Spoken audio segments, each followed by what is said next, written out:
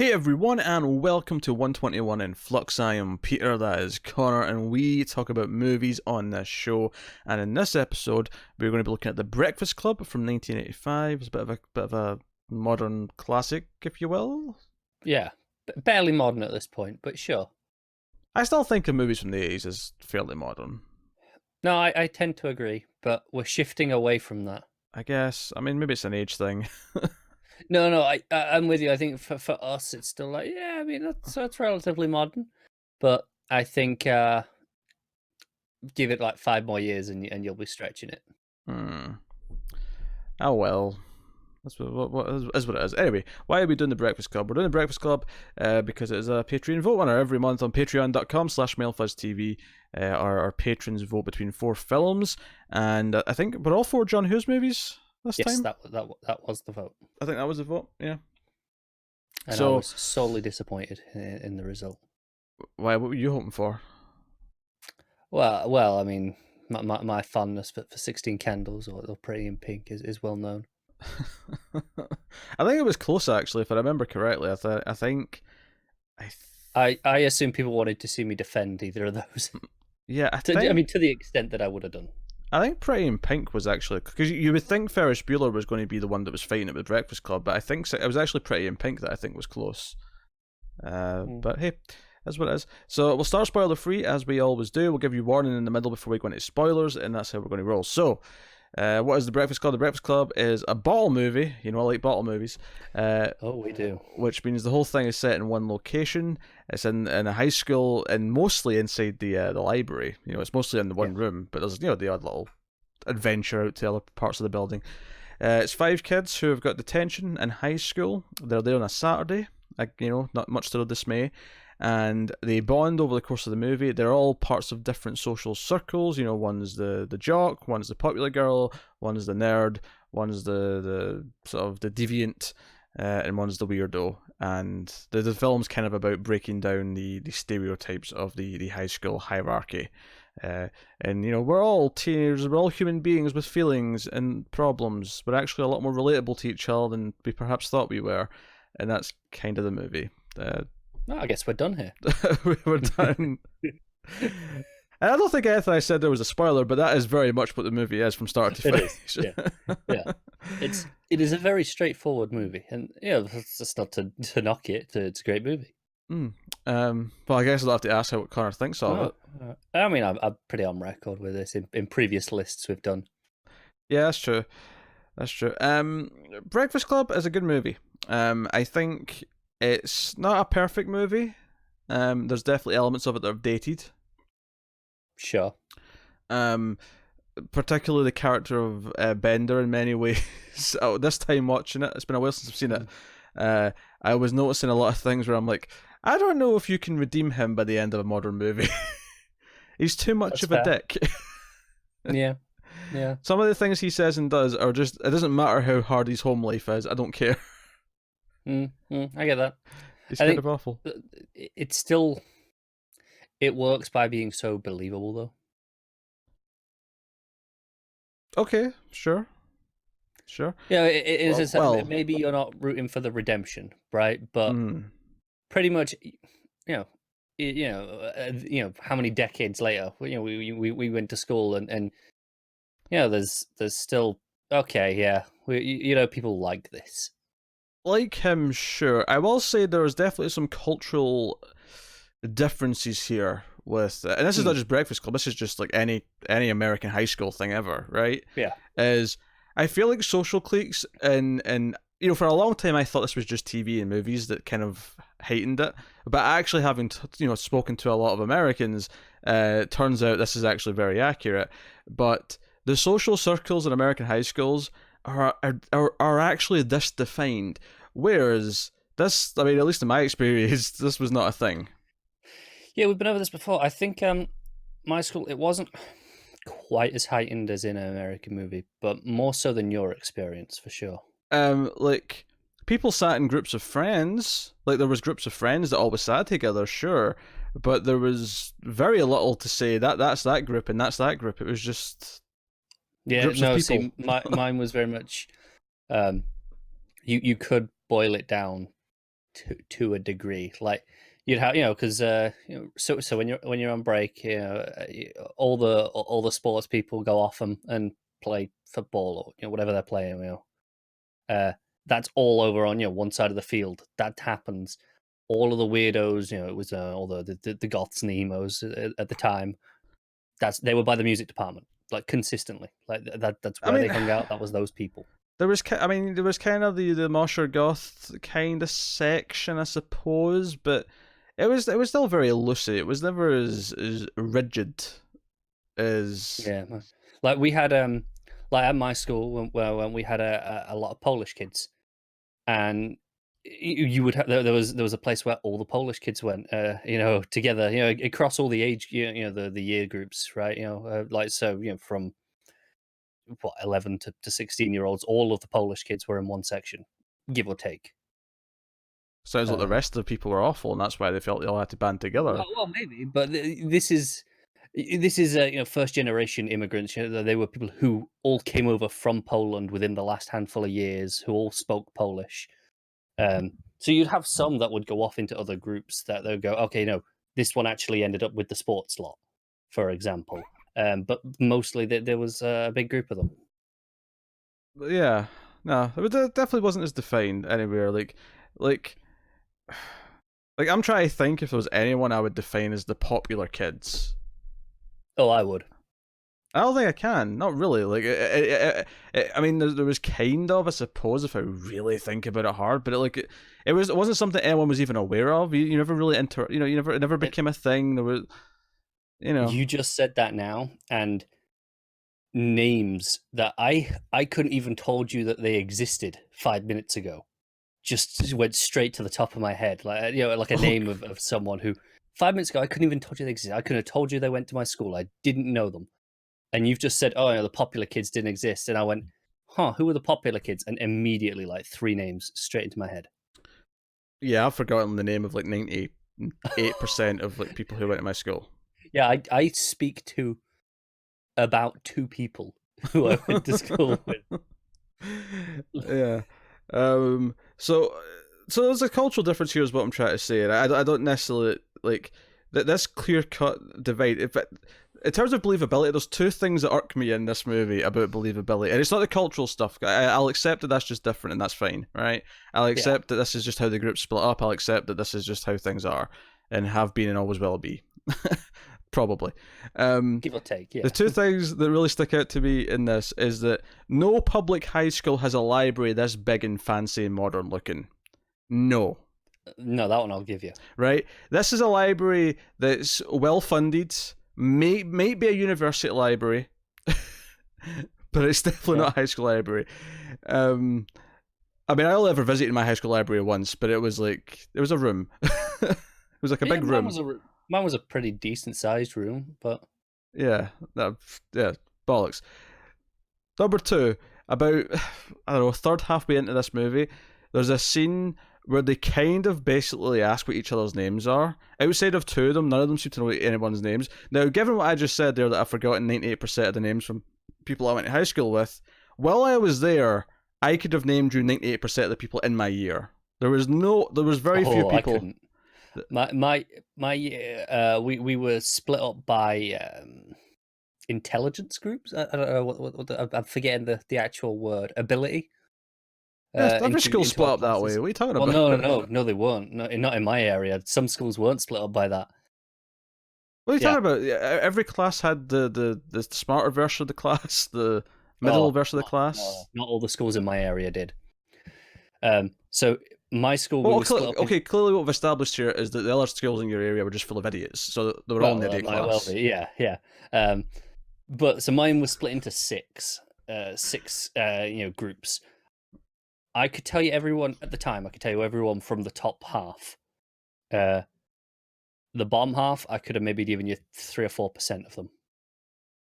Well, see, that's the thing though. This wasn't a thing for me in the final couple of years of high school. Those people had all left. I'm thinking like 5th year, 6th year, my last 2 years of high school. By the time I got there, all the people who you would put in those classes had all left school. Yeah, see, my school, it's 5 years, and they were all there for all 5 years, so I never learnt their names, some of them. Well, no, I never learned those people's names either, but they were all gone. When I think of like the main high school years, I'm thinking of the most mature years, where I did know almost everyone by name, and I say almost. There was maybe a few that I didn't. Yeah, this is one of those points of difference. Even between, we're talking here about the difference between UK and American schooling systems. Even us, the difference between English and Scottish is those final years, as you talked about. I never even attended. Those were optional. Yeah, I mean, well, they're optional. Clearly, all the idiots left before those final years. Not that I'm implying anything. Hey, I came out just fine. But anyway, so there's a scene in this movie where they're like, hey, what's your name? And I'm like, why don't you know his name? This is weird to me. And maybe this is part of the problem here is maybe that because they've got actors who are like 20, they look like to me that they're in their final couple of years of school. If I'm going to believe these are still high school kids, they're in their final year, right? Yeah, it never clearly establishes how old they are, does it? It never does. No, they're just in high school. So because they're naturally older, I assume they're late high school. So for only two of them to know each other's names felt really weird to me. And I guess it depends on your skill, depending on how big your year is I suppose. Yeah, because I assume they're supposed to be around 16, right? Well, no, I'm thinking 17, 18. All right, fair enough. Yeah. So when like I say, in my final year at school, you were 16. Yes, we get it. Your schooling system's weird, right? We get it. Well, I think yours is weird. But my point is, at that age, if you stuck me in a room with 5 people, I probably could have told you 2 or 3 of their names. Maybe half. If you did a random selection. In my final 2 years of school, there's a good chance no matter what 5 people you picked, I would have been able to tell you all their names. So this scene played weird to me, and I guess it just depends on the size of your skill, I guess. But I asked some other people this as well, and they all agreed with me this was kind of weird. So, and when I say other people, I don't mean people who went to the same school, for the record. People from vastly different areas. So that played weird to me. I will say the most relatable thing in this movie that I think is so realistic is when the nerdy kid Brian says something like, "Oh, I took shop because I thought it'd be an easy one to coast." And maybe if you've seen the people who take shop, and Bender says, "I take shop." I'm like, yeah.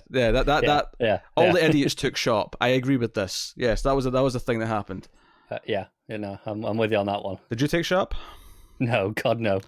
I mean, we didn't call it shop, admittedly. We call it tech, but I mean, we called it wood tech. Wood tech. It was specifically, even though it involved working with metal as well. Yeah, there was metal work. Yeah. Well, but it was called wood tech on the curriculum for whatever reason. I did it for 3 years. That was in my system. Your first 3 years, everything was obligatory, and then you did 2 years of what you actually wanted to do outside of the core curriculum. And shit. I made a pencil box once. Yeah, I hated it. There was only the first 2 years you had to sample everything in the first 2 years before you pick things in the third year.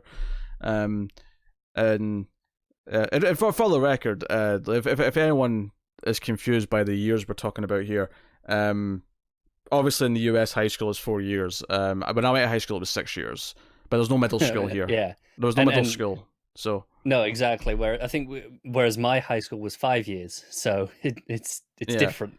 But there's no middle school. It's 7 years of primary school, then 6 years of secondary school, which is high school. There's no middle split thing. There's not, no. So experiences vary and they're different.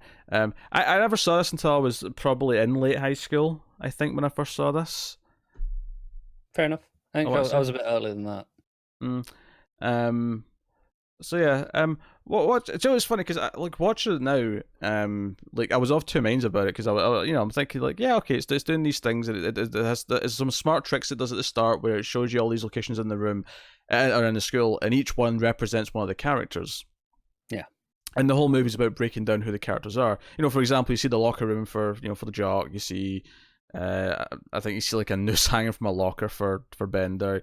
You see, the prom queen poster for Claire. You get these different factions. the movie is very light in plot. I think if I was going to criticize the movie beyond just like some dated elements, and it's not so much that I mind, I don't mind that I mind that there's no plot per se, right? That's not a problem in and of itself.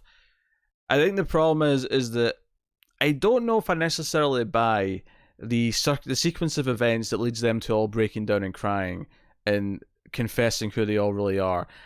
Because keep in mind, this movie takes place over detention, which is essentially the length of a school day on a Saturday. They go in about 9 a.m., give or take, maybe 10, and they're there until like 3 p.m., 4 p.m. Right? That's the sequence of time here. I find it very hard to believe that by 2 p.m., say, when they're having their heart-to-hearts, that they've gotten to that state where the criminal douchebag who's constantly picking on the nerd are now like considering each other friends. You were never in a detention on a weird day, were you?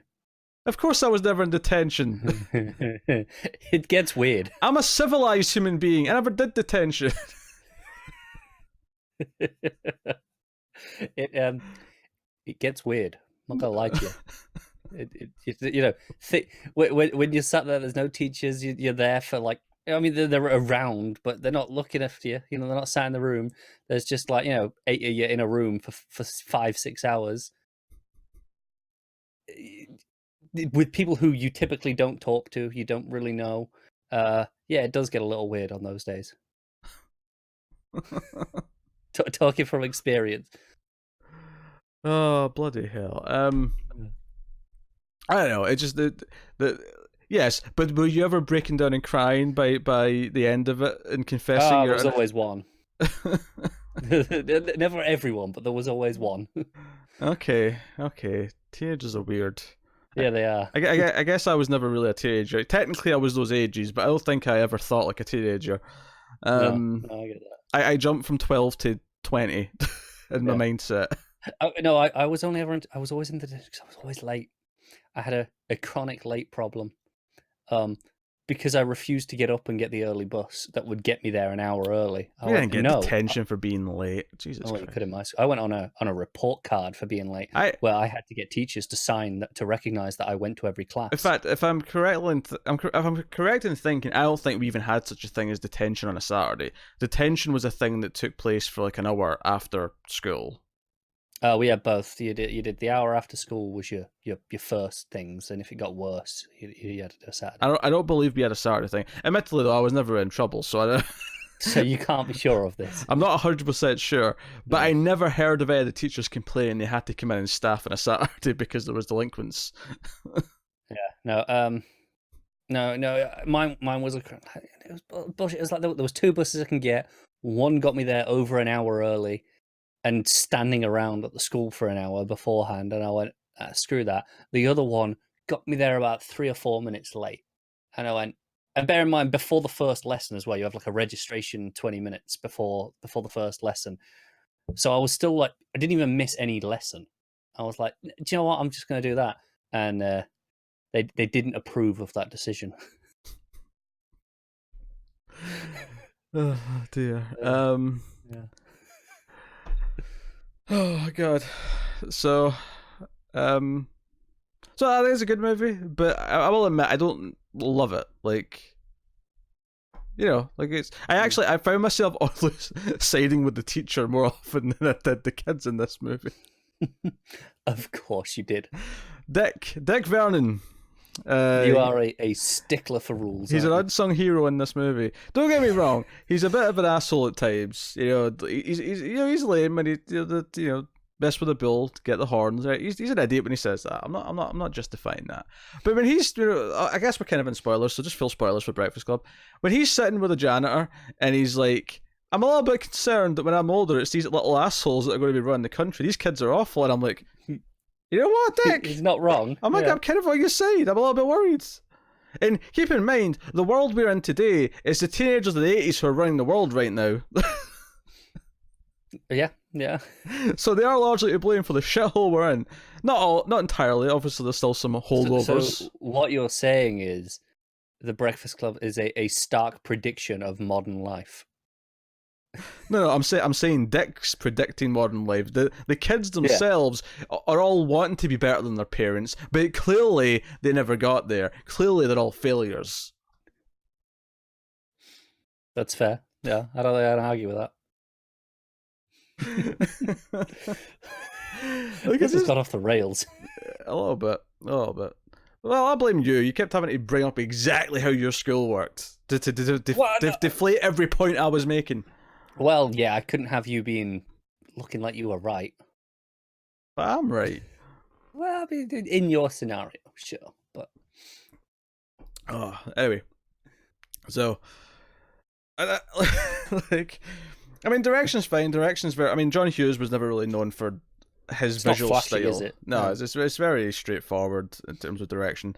It gets the job done. It's serviceable. He's remembered for his scripts, not his direction. Yeah, right. Absolutely. And the cast obviously, they're good. You know, they all fill the roles well. The Brat Pack or whatever we're calling them.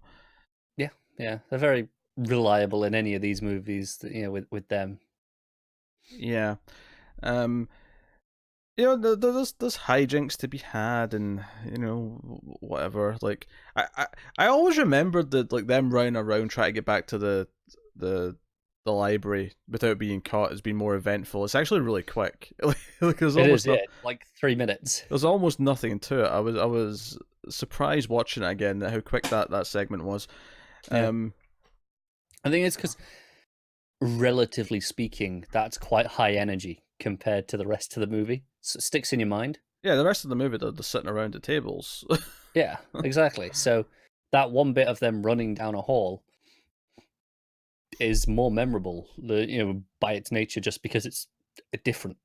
Do you know what's funny? I feel like this movie, like, it's trying to break down the stereotypes, and it does somewhat succeed at that in its own way, but I feel like it does it in a way that feels very stereotypical, if that makes any sense. In what way? Like, I don't know, them all kind of opening up and having the heart-to-heart, like I say, it feels a little bit unnatural to me, and it feels like a movie trope. And it feels like they're trying to like break down the teenage stereotypes with a movie trope stereotype. Right, okay, now I'm with you. Right? So there is an element to it where it feels kind of not dishonest, but neat. Yeah, it's a bit too neat, a bit too Hollywood script and fluffy, I guess. As opposed to what you say.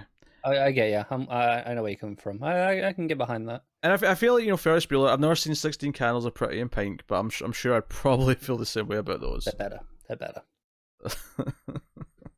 I think the difference between those is why I think they're better compared to this, especially is it's more like Ferris Bueller in that it's focusing on the one character. There's less of here is all the school. It's like no, you got one character and a couple of supporting things here or there, that plays into it. So you have less of the problems of the school hierarchies and the neatness with the tropes like that. I guess what I'm saying is that on paper this movie should be perfect for me, but ultimately it was better when it was 12 Angry Men. and in that movie, I think a masterpiece, is a classic. Yeah. Because I feel like both 12 Angry Men and Breakfast Club have got episodes of TV shows where they do that plot, right? There's tons of 12 Angry Men episodes. Quite a few high school shows have done the Breakfast Club episode. I remember Dawson's Creek doing it, like in season 1. Sure. Because I remember, I don't ever saw it, but I'll tell you what, it doesn't surprise me. The only thing I remember that episode is 1, they do the same thing in the middle where they have to like run around the school, and 2, there's a joke because Joshua Jackson references the fact that he was in Mighty Ducks in a sort of meta way, which also starred Emilio Estevez, who of course is in this. So, yeah. Fair enough. That's as good a reason as any to remember it. Do you know what hurts the Breakfast Club for me, personally?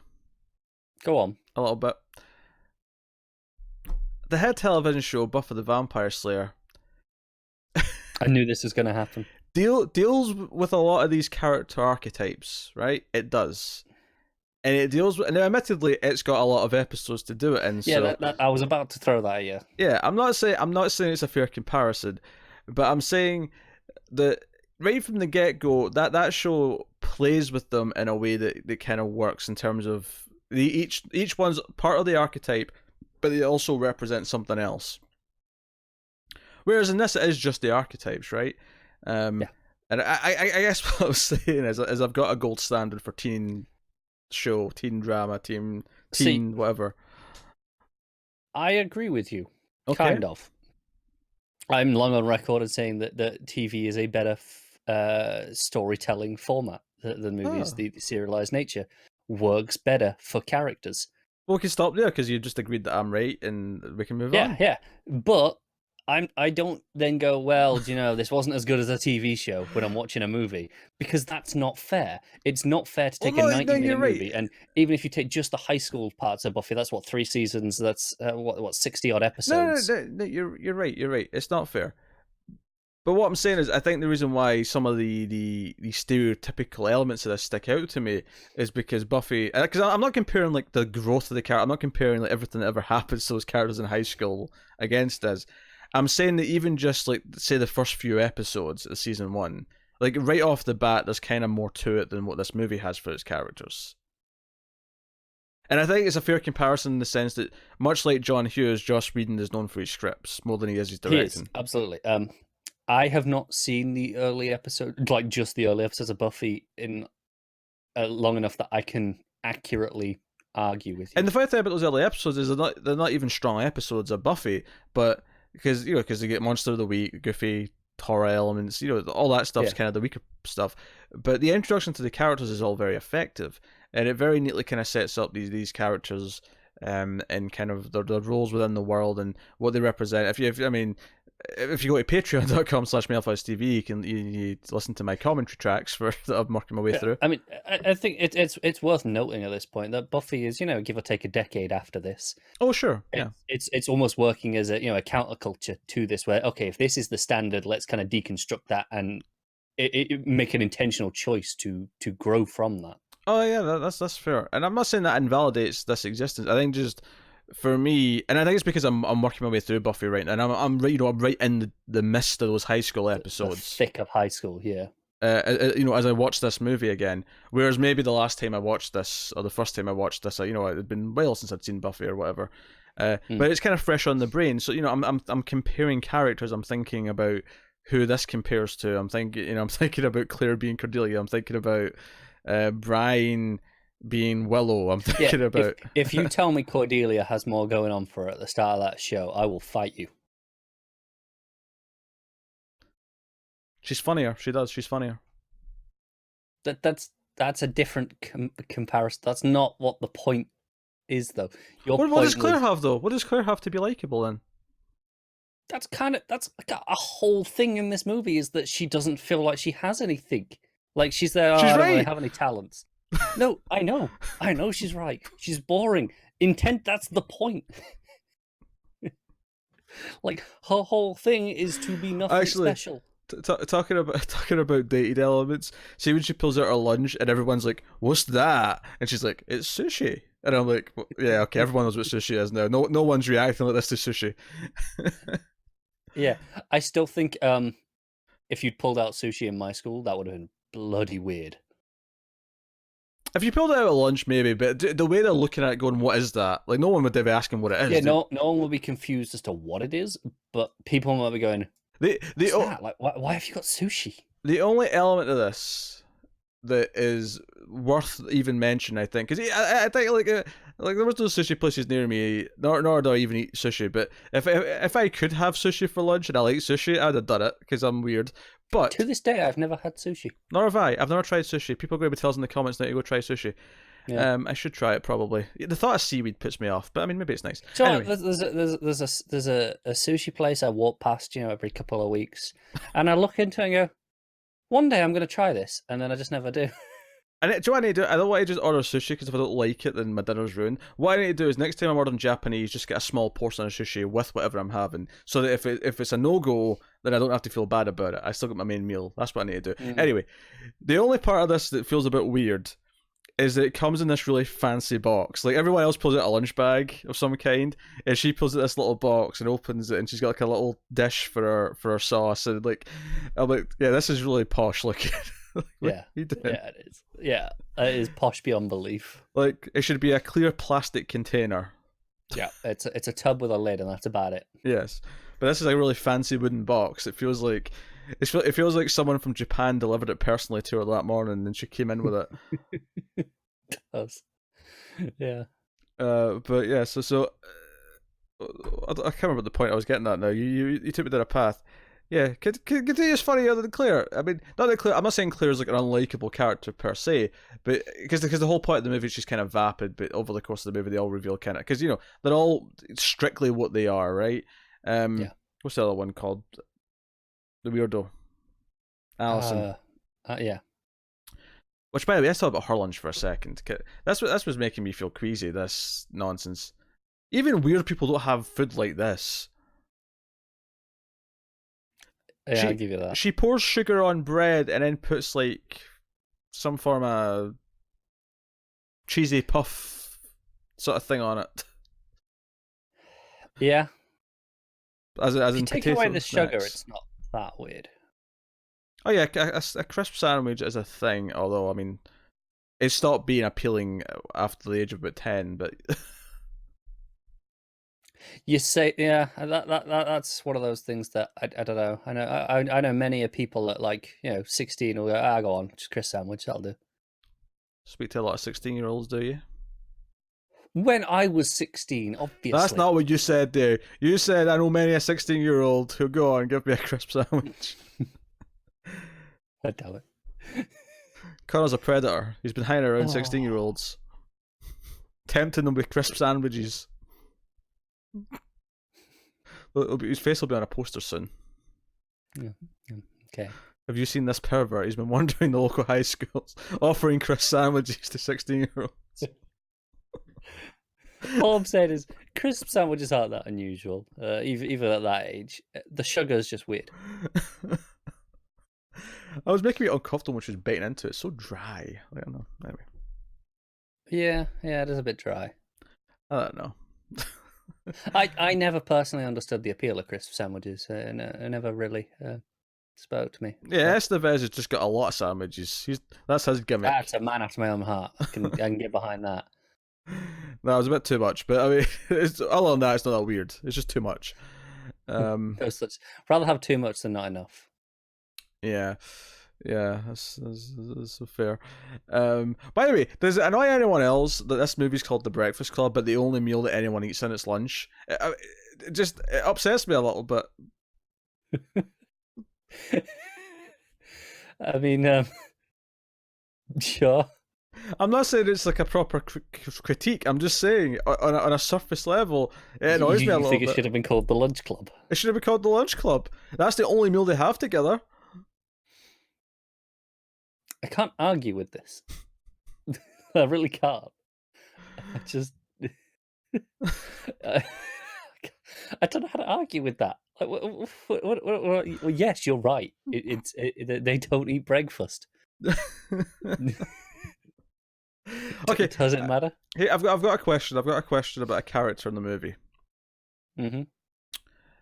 So, Bender, from every portion we see him, he comes in, he's like hitting things off of desks, he's pulling posters off walls, he's being disruptive at every possible opportunity. He's fighting with Vernon every chance he gets. He gets like 8 detentions just by talking back to him. It's the whole thing, right? Everyone else has parents bring them to detention, and it's clear that they still have to kind of follow what their parents say. Bender just comes here on his own. So I asked the question: why did Bender even come to detention if he's got the attitude where he can go up and do what he wants and just leave at any time, as he clearly shows multiple times throughout the film? Why does he even show up? Maybe he's lonely. I don't know. It's a fair point, but to the level they show me of him being disobedient and not caring about authority or teachers or anything like that, it made me start to think, why does he even show up? Now, Alison's a bit of a weirdo and says that she had nothing better to do, so that's why she came. So fair enough, right? You've set her up as being the weirdo. That makes sense for her. Now, if you want to tell me we find out his dad's abusive and he wanted to leave because he's scared of his parents, okay, I can get on board with that. If maybe the movie kind of the school's somewhere to be, right? Hinted at that a bit much, but at the same time though, if he's that much of a delinquent, then why not just go somewhere else? If he's leaving the house and going somewhere, he doesn't have to come to the school. It's fair. That's fair. I was thinking about it. Yeah, can't really argue with that. So one of those things I never really questioned, again, knowing people who were terrible yet still showed up for detention. It always confused me, even at the time, that they showed up. I assume parents sent them at least, though. Or dropped them off, or, Yeah, I guess. But he clearly just walks here, like, on his own, not giving a shit. Yeah, I'm thinking about, like even the after-school detentions, right? It's an hour after school. Like, I know people who actually showed up to that, who you would not expect to. Bell goes to the end of the day, they get the bus home. They could have just got on the bus and gone. It's not like there's a teacher standing there going, right, you're coming to detention with me. That definitely happened, though. People did skip out on it and then get into more trouble in other ways. Yeah, every so often. But I mean, I guess after a couple, after you skip a few and they punish you more, you end up just going, right? I wonder if that's the case here. It's like, Yeah, maybe they called his parents and his dad get angry, so yeah, again, it's fear of the parents, which tracks it's with fear what of he says. something worse. Yeah. Yeah. Well, I guess that's how we explain it. It was he seems to not give a shit to the point whereas everyone else, like, Brian's just clearly a nerd who respects authority, right? Kind of himself, yeah. Estevez is, his dad's like, oh no, don't blow your scholarship. You have to, go in and do this. Show your face. Yeah. Claire is not happy she's there, but her parents are making her go. And in fact, she's the one where there's no mystery. She basically, we actually find out in the opening scenes why she's there. Her parents say it to her. Yeah. She skips school to go shopping. There's no mystery for her. Yeah. Which I guess is maybe part of the point of her character. Yeah, she's so surface level. Yeah. So I suppose we have to. In fact, just goofy thing, a minor complaint, but Estevez screaming and smashing the door with his scream. Yeah, okay, I'll give you that one. Come on, it's just a goofy moment. And no one's questioning that. Dick's not coming in after, and when he's finding the essay left for him, he's not going, hey, who smashed the door? Someone's paying for that. Yeah, I'll give you that one. I got nothing. Anyway, so we have to talk about Estevez making his heartbreaking monologue about sticking some guy's ass cheeks together with a bit of tape. And then the hair coming off, and humiliating this kid, and then realizing that this kid would have to explain it to his father. And the only reason why he did this is because he's scared of his father, and his father's always pressuring him to be a man and to do this and do that. And cause I think being a fear of becoming your parents is obviously a big thing. They even mentioned that, at one point. But yeah, it's not subtle, is it? He has this heartbreaking monologue about sticking some guy's ass cheeks together, and he breaks down because I kept thinking about him going to his dad and explaining what happened to him and what his dad would say to him. Well, here's a thought, Estevez. Maybe his dad's a better human being than your piece of shit father, and would be concerned for his well-being and just be, comforting. It's possible. Yeah, it is possible. I mean, I appreciate though the idea that he can't even wrap his head around the possibility of that, though. That's true. Like the concept of that, you're going, hey, here's a thought. Maybe they're just like that. He can't comprehend that some parents are just like that. Yeah. The other thing that breaks down throughout the movie is the sort of the paradox of Claire, like, not wanting to admit she's not had sex, but not wanting to actually admit she's had sex. Basically, she doesn't want to seem too prudish or too slutty. Yes, so essentially, she's like, you got to get that perfect middle ground. it becomes this weird back and forth of her fighting Bender on every accusation that he throws at her. And he's obscene. Like Bender's a complete like sexist pig for a lot of this movie. Oh yeah. At one point when he's handed on the table, he just sticks his head between her legs. And it's supposed to be a funny moment. It's supposed to. I think if I'm going to be serious about something that's dated, this moment feels like this is supposed to be a joke moment. Whereas I'm watching it going, yeah, this is actually this is like she should kick him in the nads for this. I'm not arguing that. It's definitely dated in some regards. In fact, I think I even vaguely remember Molly Ringwald talking about this scene recently. Oh really? Yeah, I think it was like she showed the movie to her kids who are old enough to watch it now. Oh, I did read this. This was about a year ago, wasn't it? Something like that, yeah, maybe a year or two ago. And she was like, like she's still proud of the film, but there's definitely some moments like that where she felt like, now my mother, because I think one of her kids at least is a daughter, right? So now as a mother of a daughter, I'm looking at that scene going, I don't know if I feel, happy that I did that. Was okay with that. So yeah. So I think that's interesting. But it was just fine. Obviously, people, we improve. We look back at things. Because when I talk about things dating, I think one of the misconceptions people have is they yell, "Oh, you hate something because it's you have to judge it for its time." And I'm like, pointing out and acknowledging the faults of something that was made when it was for its time is not saying that anyone else who likes the movie is bad for liking it, and it's not saying that you can't like the movie. It's simply saying we acknowledge what's changed, we acknowledge what it did was wrong, and we can move on. Because understanding it's part of moving on and being better. So yeah, it doesn't mean you can't enjoy this movie. No, you can still love it. You can give us a 10 out of 10, but you still acknowledge that scene's dated in a way that doesn't feel right. Right, and that's okay. We've spoken about a lot. We've done some classic movies on this show, right? Going back decades, and there have been things that have been what now would never happen. At the time was just okay, right? It was business of the day, whereas now it's like no chance. This is awful. Yeah. We've still enjoyed the movies in spite of those things because they're well-made movies, but they are definitely problems. Yeah, and there's the odd language thing in this as well. The odd slur of various kinds that's thrown around. Sure. Just again off the time. Which I don't really think about when I hear it. Just comes like, yeah, it's just the 80s. There's nothing we can really do about it. It's just things that were said, right? There's not a lot you can do to change that. But yeah, that moment stuck out to me because it was when I got to that scene, I remembered her talking about it, and I didn't necessarily I didn't really have an opinion on what she said at the time, but seeing it again now and remembering, this is actually a comedy moment. This isn't just that he's getting a shot of her underwear. This is meant to be a funny moment that he's doing this. Yeah. So it plays kind of weird, and you're like, okay, it does, yeah. It's a little bit uncomfortable. Yeah. Also, product placement in this for Coke, up the wazoo. Everyone's got a can of Coke. Yeah. I could approve, though. Oh dear! It says I'm just nitpicking at things. No product placement here. No, none whatsoever. Not at all. It's not a Coca-Cola glass on a red background. No, we wouldn't do that.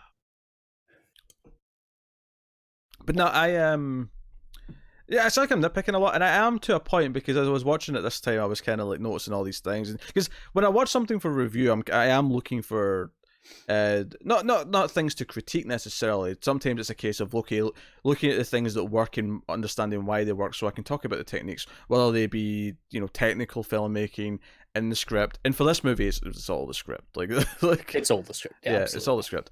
But obviously with that comes, if I'm looking at it with that critical eye, I get the negative outcomes as well. And looking at this one, there's a lot of things that were kind of just these little things here or there. Yeah, this is one of those because obviously I agree with a lot of the things you're saying here, especially in the back half of this conversation. But none of it ever impacted my enjoyment. Not really. That one moment, is probably the only time where I was like, okay.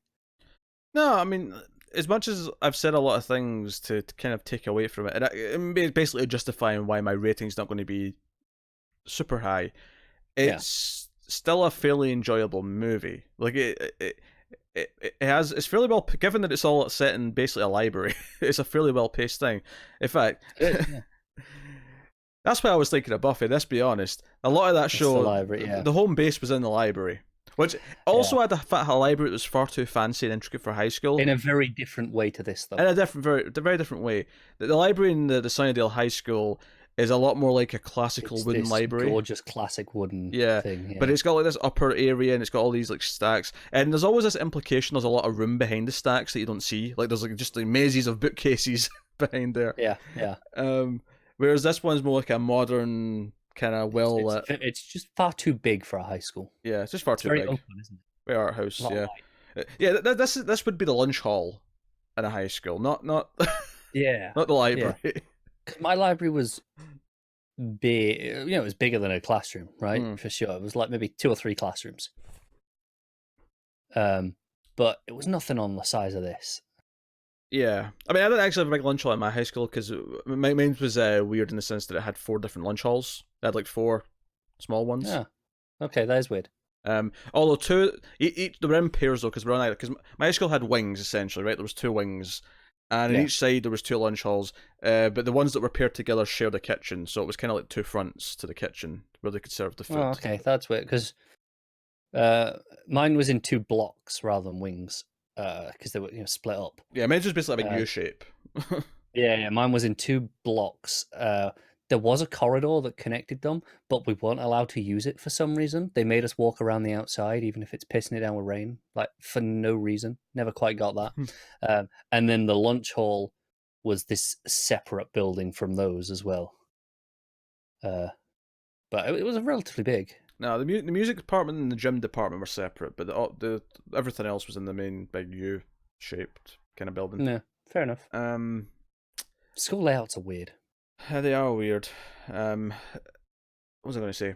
Yeah, so yeah, we had 4 smaller lunch halls, but I mean, and most places have 1 big lunch hall. I mean, my primary school definitely did. Yeah, no, mine was a big lunch hall. It was split into 2, like 2 rooms, two places to queue, but it was like 1 building, one. Actually, here's something anecdotal. About getting bigger, is I went back to my primary school, my grade school, when I almost was finished high school because I was in the swing band in high school and they were playing at my old primary school. So I had this really rare opportunity to go back into this building that I would never have went back into otherwise. And when I went into what was the lunch hall, which also doubled as like the where you'd perform and have assemblies and things like that. It felt tiny compared to what I remembered it in my head. Yeah, like in my head, this was an expansive, huge auditorium. When I went in there, going through puberty, it was like, oh, this is just a reasonably sized room. I don't think I ever got that much because obviously I had younger brothers who went to that school below me, so I would often. Finish school and then go and pick them up and I had this 6-year gap of where the last time I'd been there. So I never had that gap. So I was in there relatively regularly, at least every few months that I would be in the building. So I never quite got that moment. It's But I get what you mean. It's that it's the curly whirly moment. Classic British chocolate bar that. As a child, seems monstrously huge, and then she just got small hands.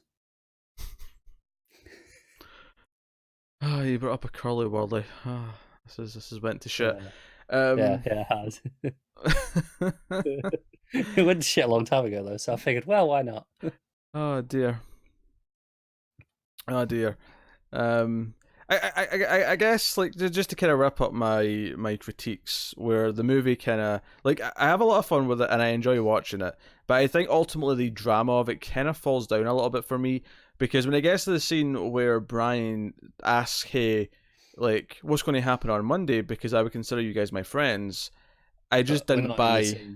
So yeah, I just didn't buy that we've gotten to that point where I mean I get that maybe he's desperate for friends, so he considers them friends, but. Like, like Estevez and the others are like, yeah, we're friends now. Like, we Bendel's maybe the only one who's not willing to say that.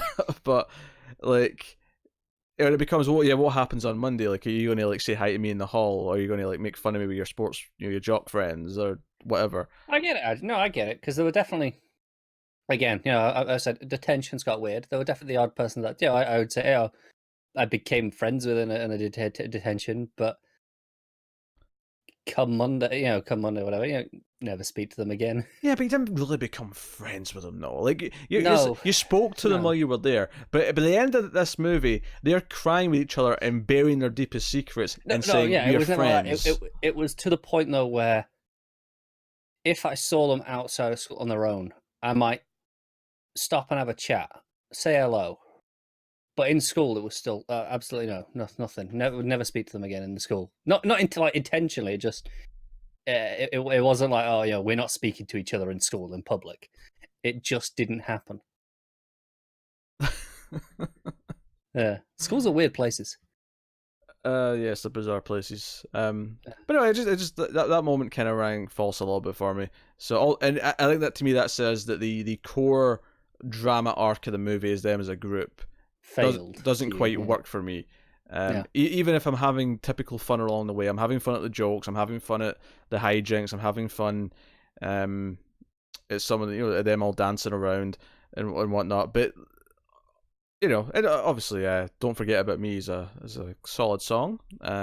Gets you in the mood right from the start. Yeah, it does.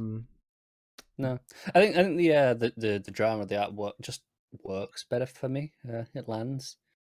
I wonder if part of it is having seen it at an earlier age than you did. Maybe. I guess ultimately, like, it wants to be.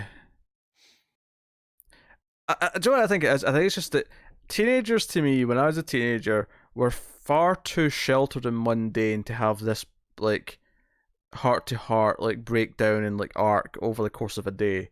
So ultimately, I just think the concept feels slightly flawed. Yeah, no, I get that. I think it comes back to personal experience at that point, right? Because I said there was definitely you'd never get a group of people doing this, but you'd get one person who kind of went through that.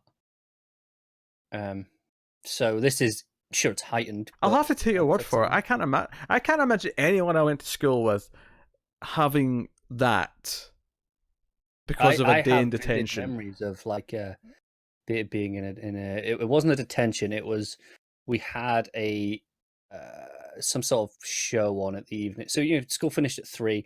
There was a show on at like 7, like some sort of performance.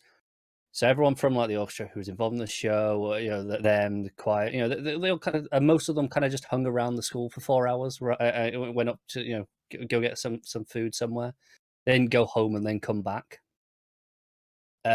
Evenings like that, where these are people who are across all the ages of the school. They were across from all the various social groups. I could distinctly remember sitting in a classroom where. There's a girl just sat there crying in the corner, completely broken down after conversations from the last 2 hours. Like I couldn't even tell you what it was about now. Like that's not there, but like I remember it happening. Yeah, but can we not just discount this by saying, yes, okay, the occasional person is that emotional that they're the type of person who would break down that quickly? Yeah. I'm saying this happened more than once. With different people. What I'm saying though is, yes, the film heightens it by having a whole group do it, which I forgive because it's a film. But the fact that the idea of a person going through this absolutely rings true with my experience. So just to heighten it and go, well, they all do it at the same time rather than all separately. I think the problem here is that, like, I have no problem with teenagers fighting vampires. Obviously that's like, yeah, it's a vampire show. We're doing that. Like, this is trying to be more relatable, I guess, and because of that, it's ringing false because I see through its bullshit. Yeah. Rather than whereas Buffy takes, and again I'm compared to Buffy just because it's the obvious thing to compare it to, but Buffy uses metaphors to talk about what high schoolers and teenagers go through, right? Whereas this is trying to just straight up do it. Yeah. And because of that, like, whereas instead of having something represent what you feel as a teenager, this is just trying to say this is what teenagers feel. And while the feelings themselves might be fairly spot on for a lot of people, how it gets to them bringing them out feels a little bit. You just don't buy it. I just don't buy it. I won't buy them willing to open up like that. I can't. I don't buy people twice this age willing to open up like this over the course of 4 hours. I think it's more likely they don't when they're twice that age. It depends. I feel like you're more willing to. I feel like part of being a kid is that you're like terrified of actually letting anyone like know what you're feeling. I feel like a lot of adults are better at actually having adult conversations where they open it up if the context is right for it. Yeah. That's why though it happens in these situations, these groups where it's not everyone's there. It's quite a small,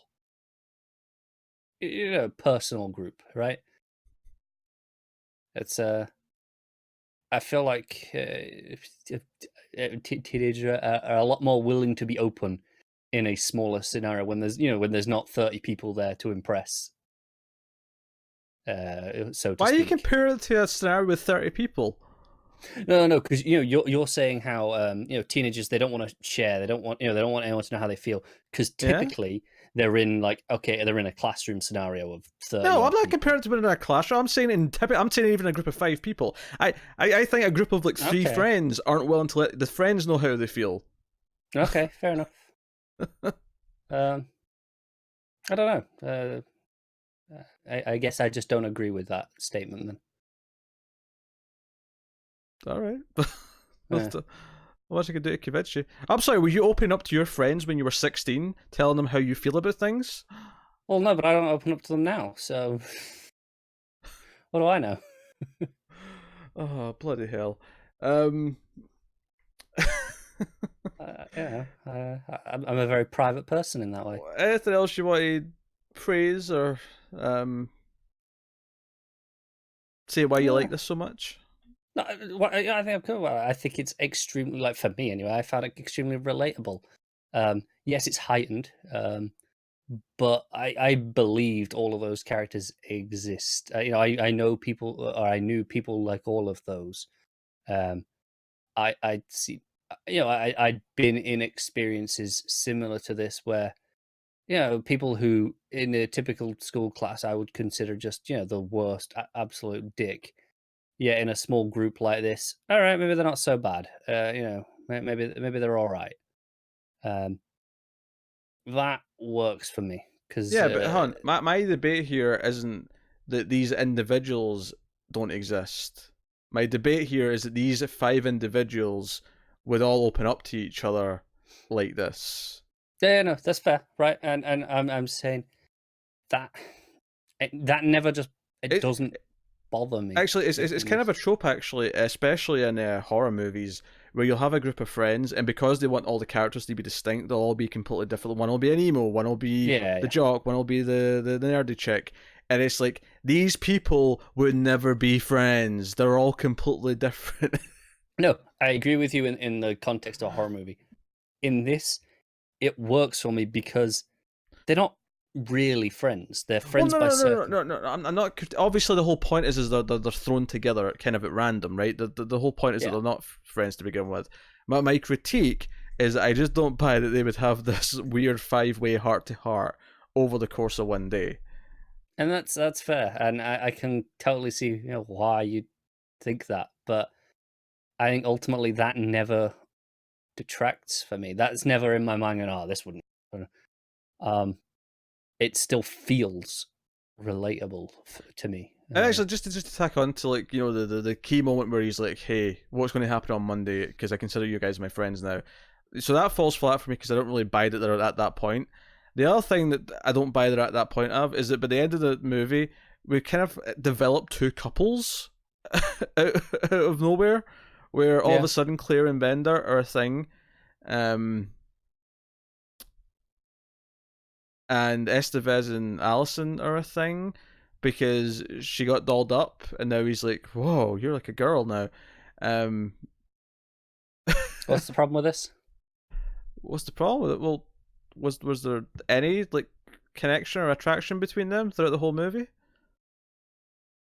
No, but that's teenagers. No, I don't accept that. I don't accept that's teenagers. No, you have to justify this relationship. I mean, sure. It If you doesn't feel the need it for that. doesn't justify why the script doesn't set it up properly. Well, because they have one moment in the hallway where she's like, "I drink vodka." And he's like, "Oh, how much?" Yeah, yeah. I don't know how to argue with you on this. It's just And I don't get why Claire likes Bender at the end. Okay, fine, maybe he's got some sympathetic, reasons why he's such an asshole. I don't understand why that remotely makes her want to kiss him and be like, hey. Which, by the way, she does right in like basically up against her parents' car before she gets in the car. I'm like, do you know this what? This is maybe one of the most realistic things in the movie, though, to me, in the sense that, even beyond, I'm like, why? What is this couple got going for them? Like, what? How is this a thing? In school especially, it's like, really, that these two people, that's believable to me. No, no, no. It doesn't justify it in a movie. It has to be more to it than this. There has to be something that puts them together. And I think that's where I disagree, because to me, the mundanity of it of this. But it's just to me. This doesn't feel like mundanity. To me, this feels like we have to pair people up because it's a movie by the end. No, that's fair. But to me, it felt just it did feel a bit mundane of it, because they say there isn't a huge connection. It's just well, guess that happens, right? Here's the thing. Like, I don't, especially the Claire Bender. I mean, I don't really get the other one either, but the Claire Bender one, especially, he is awful. He is awful, and whatever happens to him at home does not justify how awful he is. Yeah. Right. So I can't fathom why in any way, shape, or form that anyone is attracted to him at the end of the movie and wants to forgive him. I feel like the movie wants us to forgive him and think of him, oh, he's like a real boy now because we know who he is, really. I feel this in real life a lot. That as a concept, I definitely remember feeling like a lot of, this is an awful person. Why? And so to me, that feels so normal that this happens, that it's not even a big deal in the movie. It's reflective of life, which is why to me it works. It's not that you're going, oh, but it's a movie, it has to be doing more to justify. What I like about this movie is that it for the most part, it's not being an over the top movie. It's very much just, this is school, and that works for me. I don't know if I agree that it's not over the top. I don't know if I agree with that. It's exaggerated, don't get me wrong, but it's not over the top. I actually think I like it less with you trying to justify this shit. Fair enough. Sorry. I just... No, this is just like real life. Is it? Yeah, sure what? Like, you can throw anything in the script, and if you justify it with, oh, no, but this could happen in real life. This does happen in real life. That doesn't mean it's a satisfied conclusion in any way to what's happening in the movie. It doesn't mean that it has any kind of payoff to what we've set up in the movie. No, I get where you're coming from there, but when the core appeal of this movie is being relatively authentic and relatable, I think the end of this movie would have more impact if it didn't resort to just bullshit romantic connections. Connections that I don't think were really there before those scenes. When it could have just, ended with this. It would have had more strength in a platonic level, I guess, is what I'm saying. No, that's fair. And what's the Estevez Allison, if I say her name right? What's this saying? What's it saying? What's it? Well, she gets all dolled up and looks uncomfortable and is not herself. Yeah. And now he's interested in her. Yeah, but it's clearly not going to last, so it'll be meaningless. So it's a sad ending. So it's a sad ending, is what you're saying. Yeah. So Bender's walking away, putting his fist up as the music's playing, and you're like, yeah, so it's a sad ending because all these relationships are doomed. I think it's the thing of teenagers thinking, yeah, well, of course this is what it's going to be. This is fine. This is how it's worked out. But that's not the reality of it. That's maybe this is me being really cynical, actually. Dear. Yeah, I think me being extremely cynical is actually, it does take that. It's a happy ending in the sense of they're quite happy with where they are and they're optimistic, but it does. I don't think it's not real in the sense of the connection isn't Here's the truly real. thing, It's right? it's real for the day. I was joking that I sympathise with Vernon more, right? And that's actually true for that one scene I brought up with him talking about how kids are awful. Because I like to joke about that. But so here's the thing: he's the one adult in the movie outside of the janitor, but he's just kind of around. And the odd parent. Well, at the start, but they're not around. They're not there for the whole movie. Vernon is the one who's there to kind of show what the movie's doing in terms of because the whole scene where he kind of threatens Bender and says, "Well, who would even believe you? It's your word against mine." And that what they're doing with Vernon is having him kind of say he expects this, and this out of these characters because he even sees them as stereotypes. He doesn't see them as people that he's actually trying to help. He sees them as just these stereotypes that he needs to punish, and he expects, the jock to be, obedient and do everything perfectly because that's what he's supposed to be, and so on. And Bender's a criminal, so he's just a lost cause. They shouldn't even think about him. And I feel like the reason why he's the most interesting character in the movie is he's the one character giving credence to kind of the themes of the movie. Because a lot of what the kids are talking about is all purely just kind of dialogue. It's just all theoretical, which is fine to a point. But Vernon's the one there actually kind of giving these ideas a face, where he's already given up on them because he just sees them as this, and this. Yeah. Right? And that's kind of what the essay at the end you hear kind of reiterates. And I guess what I'm saying here is that it should have done more with that, or maybe actually given us more with the parents in some way. I don't know how. Right, okay. But I think it's missing something to make the points land at home. And I don't see how them pairing up in romantic couples makes its point in any way, shape, or form, I guess. Outside of the fact that they've broke the boundaries of their social circles. Yeah. But I don't think you need to do that with romance, I guess is what I'm saying. No, that's fair. I didn't need to, absolutely. I mean, if anything, how about they actually write the thing together as a sort of way of this is a joint statement? Instead, they make the nerd do it, which, if anything, just reinforces the social circle that he's in, rather than breaking away from it. This is why I'm quite cynical about the ending, in that they think, this is a great breakthrough, right? We've accomplished it, and I'm going, but it's not real. It's not going to last because, as you say, nothing really changed. I guess my complaint then is either you if you're going to be this, if you're going to try and be relatable and realistic, then you have to be more realistic than this. But if you're going to try and make some sort of dramatic point, then you have to go further to actually make that dramatic point. It does this middle ground thing that just kind of feels to me unfulfilling. Fair enough. No. Yeah, can't argue with that. I wasn't expecting to be this negative, but you try to defend it too much, so I had to. I had to tear it down and deconstruct it. You keep speaking at points that I just outright disagreed with. So, yeah, but the only defense you had was, it's just kind of real. It's just kind of, this is what happens. Well, no, and that's my point. Is I thought that's the whole point of the movie, and that is true in my experience. But here's the thing, though: if the point of the movie is to break down these archetypes, it not really doing anything to change them at the end is therefore kind of not actually breaking them. Does that make sense? Yes, I think I get what you're saying. Right. I mean, if it was trying to make a point at the end where it was like, yes, you're stuck in these archetypes, and as much as you can try, it's not actually. Wait, what's happened to you? You've left. Oh, he's coming back.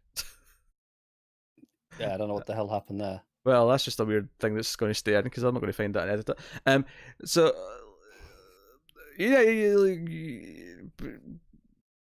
what point was I making? Damn it!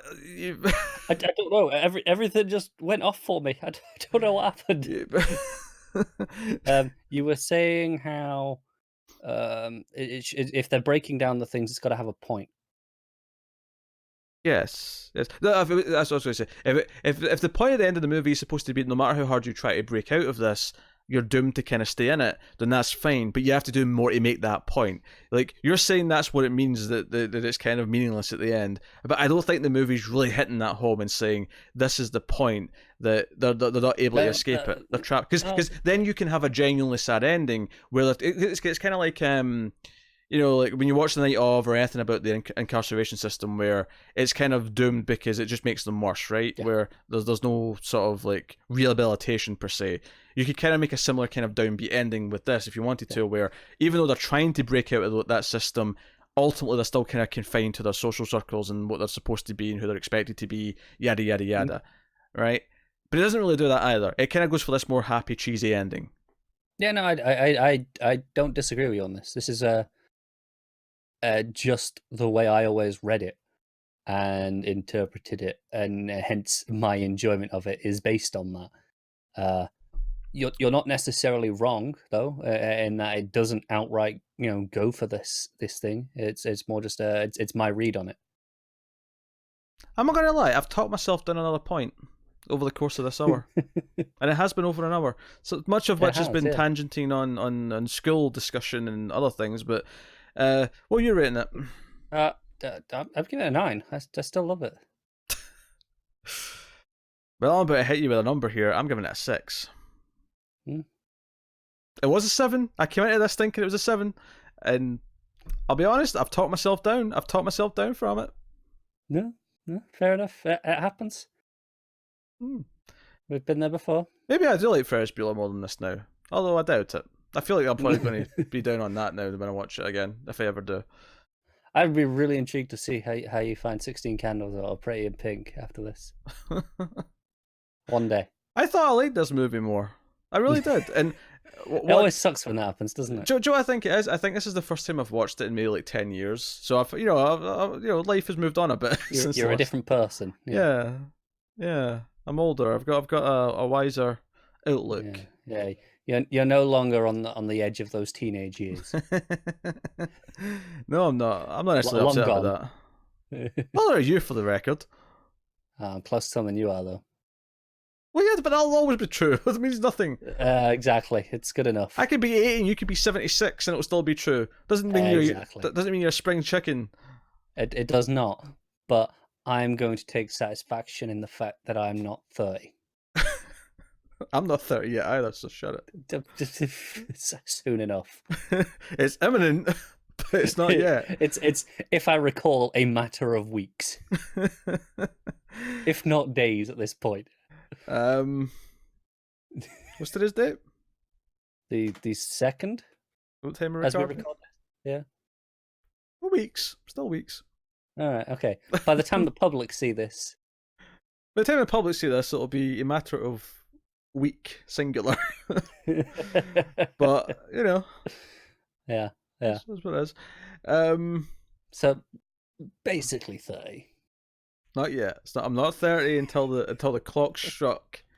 I have got years yet till I hit that point. It's not until the clock, and I know the time I was born as well, so I'm not counting it as 30 until I hit exactly that minute. That's a level of pathetic. That is a level of denial that is unhealthy. I don't actually care that I'm turning 30. Everyone likes to joke about it. I like to play along with the joke. I don't really give a shit. I know. I'm just doing it because it's entertainment for the people. I'm not going to feel any different at 30 than I did from 29. Everyone used to always say, 21's a big number. You're going to feel different at 21. I felt nothing. No, but I don't even celebrate my birthday. I don't care. I am forced to go out for a meal because the girlfriend insists that we should do something. But I don't care. Yeah, but that's because then she can complain at you when it's her birthday. You have to do something. It's like, yeah, but we did something for your birthday.